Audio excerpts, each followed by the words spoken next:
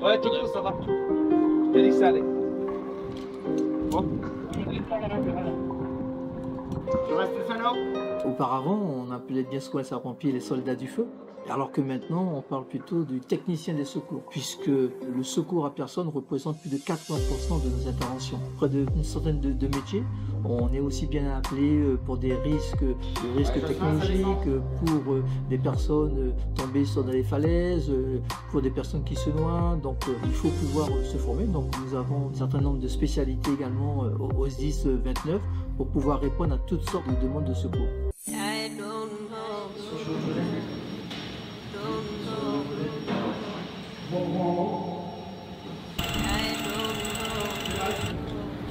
On le hisse en martiote.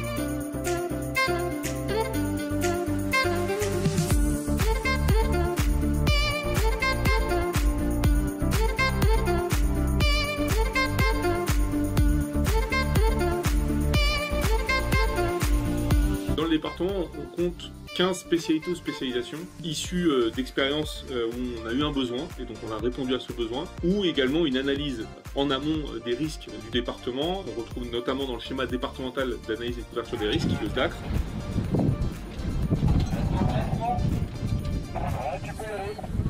Donc au total 15 spécialités ou spécialisations, donc la différence entre les deux, une spécialité repose sur des agents formés spécifiquement au sein d'un centre de secours ou d'une unité territoriale pour répondre à un besoin. On constate notamment le SMP, sauvetage en milieu périlleux, les plongeurs, les sauveteurs aquatiques de surface, le sauvetage également qui s'appelle maintenant les unités de USAR, donc unités de soutien, d'appui et de recherche, les sauveteurs héliportés, etc. Donc c'est vraiment sur des personnels formés avec des niveaux de qualification d'équipier jusqu'à responsable d'unité.